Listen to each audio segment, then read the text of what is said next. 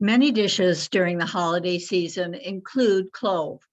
It may be a pinch or a teaspoon, but it perks up many of our favorite desserts and meals. We had a ham for Christmas, and I used clove in the glaze for the ham, and it was delicious. Many cookie recipes include clove. So I thought it might be interesting to bring some history information and health information to you about clove. Hi, I'm Mary Bourne, traditional naturopath, and I love sharing natural remedies with people.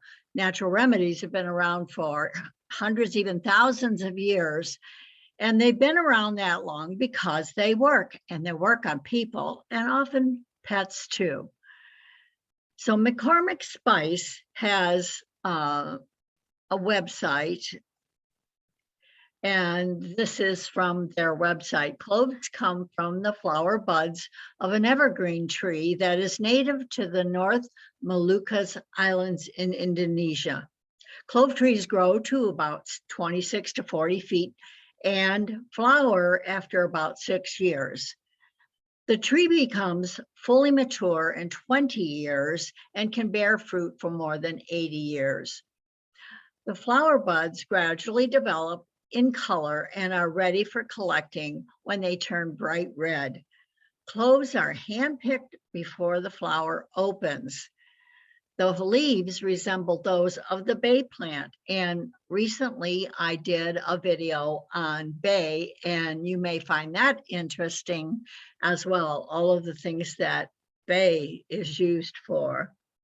So I don't buy McCormick spices anymore because they use radiation on their herbs. And the process of irradiating extends the shelf life, but it actually doesn't improve any flavor. It doesn't help in in fact, it deters from the benefit of the spice in health concerns.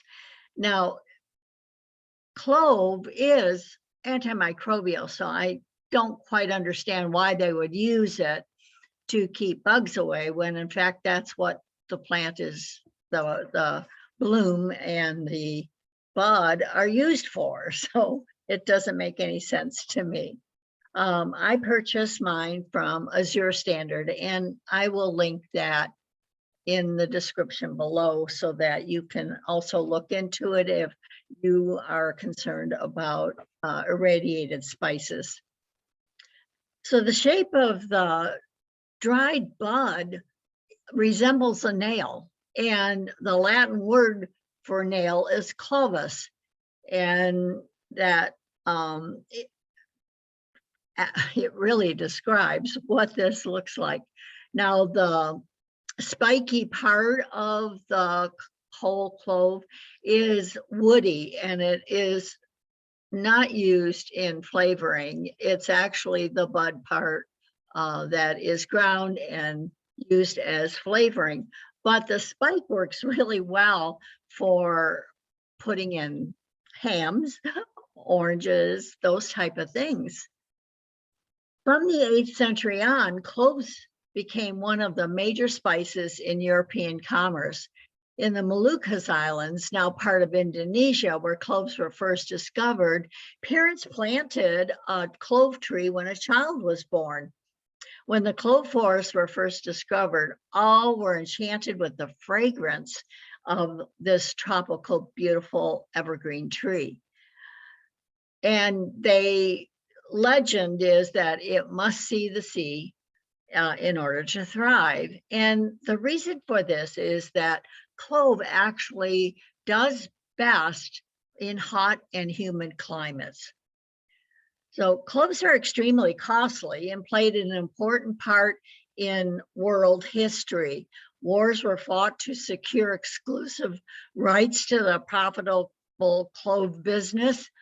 Wars were fought for many years. The Moluccas Islands, also known as the Spice Islands, were part of the Dutch East Indies. And we know from history about the trading of the Dutch, and the government actually sought to control and monopolize the clove industry by destroying anywhere else that clove was found to grow. However, by the early 1800s, the French established a smuggling operation to transport clove tree seedlings to the islands of Zanzibar and Pemba. But to this day, the greater part of the clove industry is still in the Moluccas. Clove is primarily grown in the north, while nutmeg is grown in the central regions. And we know this by the hard little nut that can be grated and flavoring, again, found in many of the dishes that you find cloves in. Throughout the centuries, many wars occurred mostly due to religious conflict. Owing largely to the frequency of such conflicts, the islands were divided administratively into the provinces of North Molucca and Central Molucca in 1999. So that really wasn't that long ago that they finally decided to end the disputes. Luckily for us, clove is now grown in places like Mexico, Kenya, and Sri Lanka. The islands known as the Moluccas have active volcanoes, and should one erupt and destroy the forest of clove trees, that they won't become extinct. It is helpful to have diversity and not depend on only one place to get important spices like clove. Clove has some antimicrobial properties, and maybe it is because it has grown in these humid climates that it has learned to deal with fungus in a way that we can use in our own health. So cloves are not particularly nutritious, meaning they don't have a lot of vitamins and minerals in it like some fruits and vegetables do.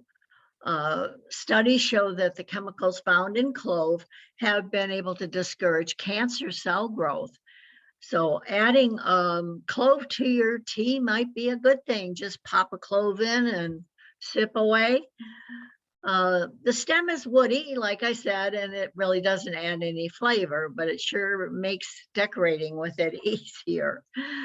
Ground clove is very powerful. Ground clove has the astonishing ORAC. That's the measurement they use that tells how effective this is in killing off free radicals.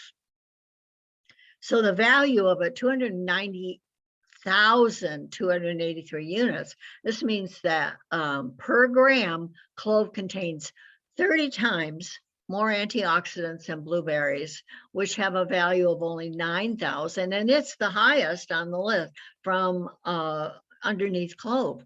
So whereas you could only eat a pinch of clove or one or two of the whole cloves in tea, you could eat a ton of blueberries. At least I could. I love blueberries. So clove oil has the main ingredient eugenol, and that's what has been studied a lot against different conditions like cancer and different ways that this beautiful oil can protect our health. So we can diffuse it during the change of seasons. It has been known to be quite helpful in fighting off viruses and being antimicrobial, having clove being diffused. I love the combination of clove and orange. That being diffused is a lovely scent. You can also add a scent of pine, and that's a very Christmassy scent. When you're using it topically, you really need to dilute it in a carrier oil. And it is an effective insect repellent. So if you are going someplace where, like in the woods and that, and you want to repel insects, rubbing this on your clothes is helpful. Clove oil is safe when used as directed. It isn't a recommended oil to use if you have pets in the home. So the way pet owners use it is they put some on a tissue, some drops of oil on a tissue, and you can put it in your car where the slats are for the heating, and that gives off a lovely scent and can make your car smell really nice. There's also little pads that you can buy that will stick in the little vents, and also another way to be able to diffuse this really important essential oil. But do your own research with the links I've suggested below, or discover ones on your own. This is what Dr. Jordan Rubin has to say about clove oil. He actually, for sore throat, will mix a drop of clove in a teaspoon of honey and stir it around with a toothpick, and you can suck on that for helping with a sore throat. He claims that that is very beneficial. I've linked Dr. Rubin's whole presentation in the description below, but he says it's an effective, if you use it as a rinse for acne, it kills parasites, it lowers blood pressure, is a great antiviral for colds and flu.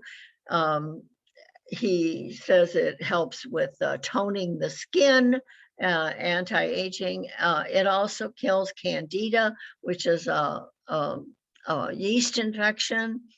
So, and toothaches. Now, it has a long history of being used in tooth health. And that's because when you put like a toothpick soaked in the oil and bring it up to the tooth that is hurting, it actually can numb the tissue around it and make it antiseptic, as well as numbing the area to stop the pain. So it's multi-use, and it has a lovely scent. I encourage you to share these videos with other people. If you've enjoyed the information I've imparted, please do a thumbs up and like it. I would love to hear from you if you have comments on how you've used clove oil. Please subscribe to my channel and share these videos with other people, because food is our medicine, but it can also be our downfall. So make sure you're choosing nutritionally dense food that contributes to health. Diffuse these lovely oils to help with health in your home. That benefits the health of all those in the home. There are certain oils that pets can tolerate, and you can do your research on that. There are some that have used, like tea tree, actually to help the skin of pets. So there are some oils that are beneficial to our furry friends, and I hope that you have a wonderful new year 2022. And if you have specific questions that you would like to have answers for, or some research done, just contact me at drmary@bornforhealth.com. I would love to hear from you on any of the herbs or subjects that you're interested in for the 2022 season. All of 2021, I focused on single herbs and how they can benefit our health. And so I'm open for suggestions on what you'd like to hear on 2022. So get control of your health by focusing on herbs and healthy eating. Be thankful for the joy and all of the people around you that bring you health and happiness. And until next time, Happy New Year for the health of it.